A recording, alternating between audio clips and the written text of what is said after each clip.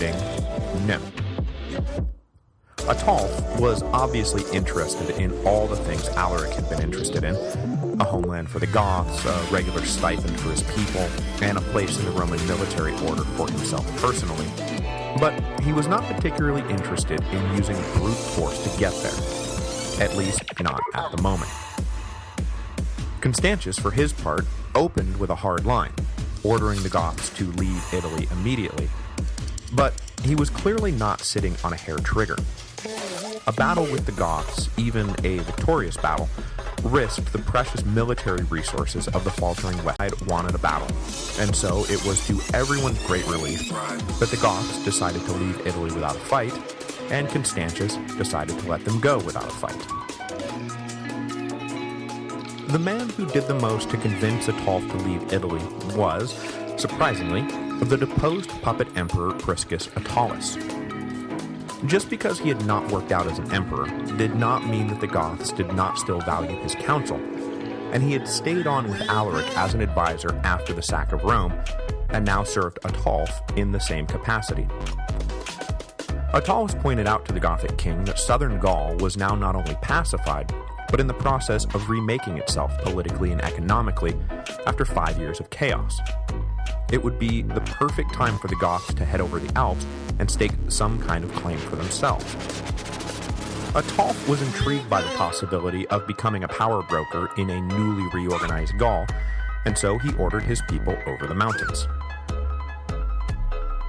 The departure of the Goths was a mixed blessing for Honorius and Constantius. Naturally, Ravenna was happy to see them out of Italy, but it's not like Gaul was a really super place for them to be setting up shop.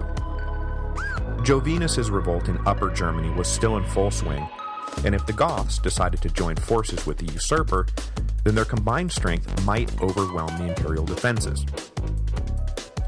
Worried about this possibility, and about the future safety of the imperial hostage Gallia Placidia, Honorius authorized a payment of gold to greet the Goths when they emerged on the far side of the Alps.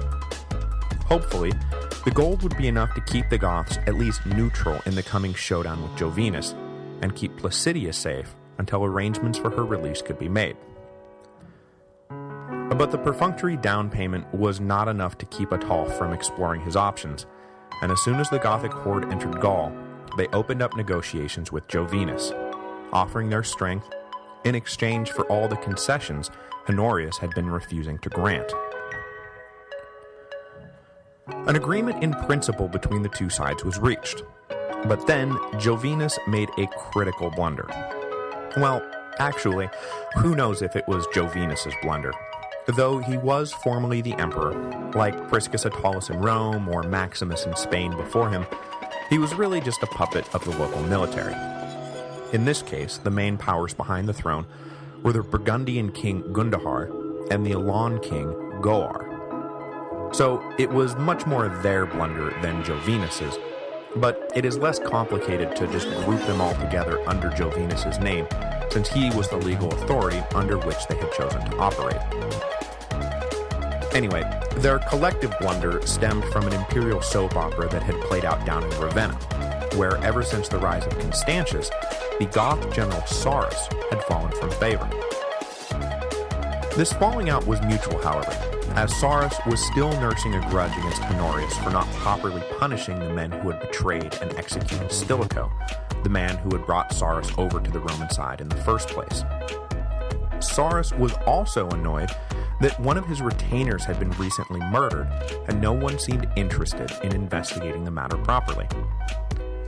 With the Goth incessantly complaining about the emperor's inaction, and Constantius proving himself to be an eminently capable military commander, Sarus was pushed out of the inner circle in 412. In a huff, the Goth general sent a note up to Jovinus, offering the usurper his services, and he began to march north with a group of 28 still loyal retainers. If you recall that the families of Ataulf and Sarus were blood enemies, then you can probably guess what Jovinus' blunder is going to be. The puppet emperor accepted Sarus' offer of service, which immediately alienated Ataulf and opened up a rift between the usurpers on the Rhine and the Goths in southern Gaul. Right at the moment when they were about to bind themselves to one another, Sauros walked into the picture like a polarized magnet and pushed everyone away from everyone else. Not that Sauros ever actually joined up with Jovinus, mind you. Ataulf wasn't going to let that happen in a million years. On their way north, Sauros and his party were met by a force of Goths that Olympiodorus reports as being at least 10,000 strong, which may have been a bit of an overkill, but hey, blood enemies deserve the red carpet treatment. Sauros apparently staged a brave last stand, but you know, the outcome is never really in doubt when it's 28 against 10,000. With Sauros out of the picture, relations between Jovinus and Ataulf should have improved, but the bad blood that had been generated continued to poison their relations. Shortly after Sauros' death, the barbarian kings backing Jovinus decided to elevate their puppet's brother Sebastianus to serve as co-emperor. This unilateral move to expand the Imperial College without even discussing it with him offended Ataulf mightily. If the Goths were going to play a meaningful role in an alliance, then they were going to have to be consulted when it came time to elevate new leaders. Already in a mood to be ticked off by the actions of Jovinus' court, Ataulf was ticked off by the actions of Jovinus' court. So instead of the Goths and the Rhine armies joining forces and potentially overrunning Constantius and the Imperial legions, Ataulf sent a message down to Constantius, saying, "Hey, turns out I don't like these guys any more than you do, so what say we join forces and whack them back into the Stone Age?" Constantius, who was more than happy to let the Goths take the lead in attacking Jovinus, agreed that an alliance was a mighty fine idea. So, either in the autumn of 412 or the spring of 413, Ataulf and the Goths advanced north to confront the forces of Jovinus and Sebastianus. And by that I mean, of course, the forces of Gundahar and Goar. The two sides faced off at some indeterminate location in central Gaul, and the Goths carried the day, capturing Sebastianus in the process. The junior puppet was handed over to the prefect of Gaul, who immediately had him executed. Definitely now in 413, Ataulf followed up his victory by leading south-central Gaul. Valentius soon fell, Jovinus was captured, and like his brother, was executed by the prefect of Gaul. The heads of both brothers were then sent down to Ravenna, where they were publicly displayed, before being sent down to the North African port of Carthage, where they were publicly displayed again to warn off anyone contemplating insurrection in the breadbasket of the Western Empire. Ataulf's quick work against Honorius' enemies re-cemented the positive working relationship between the Goths and the Romans that had been shattered by the death of Stilicho 5 years earlier. Ataulf certainly saw bright enough days ahead that on January the 1st, 414 AD, he forged a familial alliance between the two nations by marrying his imperial hostage, Gallia Placidia. Hinting at his long-term ambitions, Ataulf wed Placidia in a traditional Roman wedding, and himself wore the uniform of a high-ranking Roman general for the occasion. Like his brother before him, Ataulf was clearly angling for an official position within the Roman ranks, and as the new brother-in-law of the Western Emperor, how was he to expect anything less? Further evidence of Ataulf's intentions comes to us by way of Orosius, a contemporary, that is, contemporaneous, Christian historian who published a history of the Roman Empire in 417 or 418. In this history, he reports that upon marrying Placidia, Ataulf declared that, and I'm quoting a bit here, "At first, I wanted to erase the Roman name and convert all Roman territory into a Gothic empire. I longed for Romania to become Gothia, and Ataulf to be what Caesar Augustus had been. But long experience has taught me that the ungoverned wildness of the Goths will never submit to laws, and that without law, a state is not a state. Therefore, I have more prudently chosen the different glory of reviving the Roman name with Gothic vigor, and I hope to be acknowledged by posterity as the initiator of a Roman restoration, since it is impossible for me to alter the character of this empire. Now, of course, Ataulf never actually said this. As was the case with ancient histories, the actual speech would have been written by Orosius. But it is entirely plausible that Ataulf would have said something like this. The Roman Empire was weakening by the day, but even in its current state of decay, it was still too powerful for the Goths to simply overthrow and replace with something else. It is thus reasonable to presume that Ataulf's ambitions were now firmly focused on creating a Gothic ascendancy within the framework of the empire, by way of the family he was creating with Gallia Placidia, and by way of the son she would hopefully soon bear for him.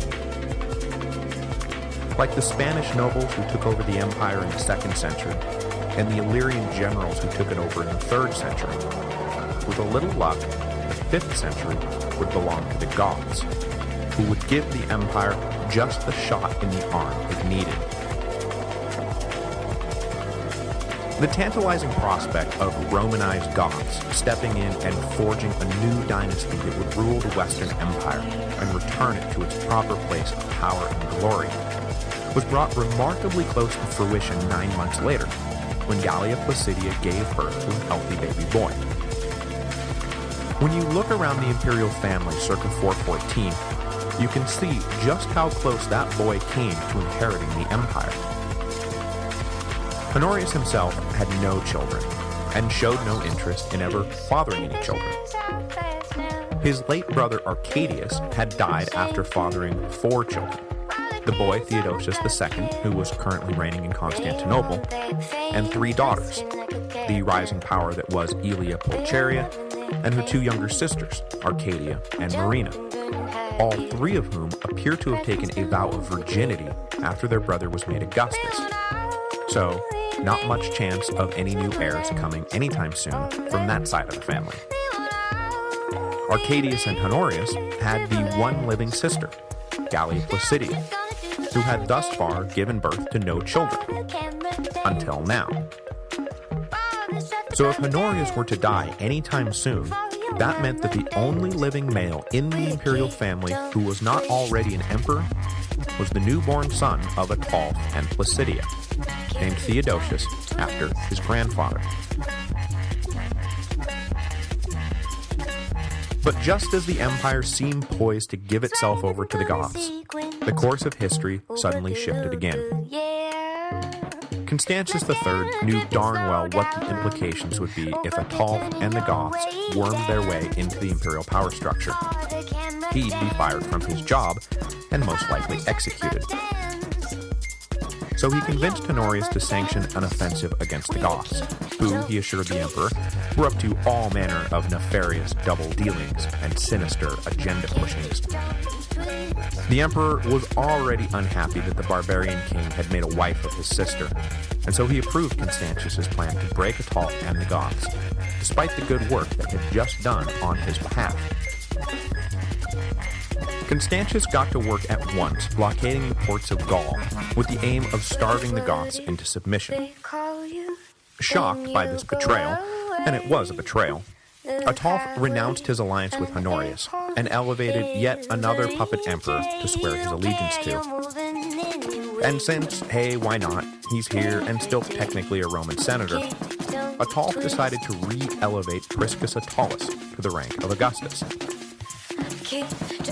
But the second reign of Priscus Attalus went no smoother than the first.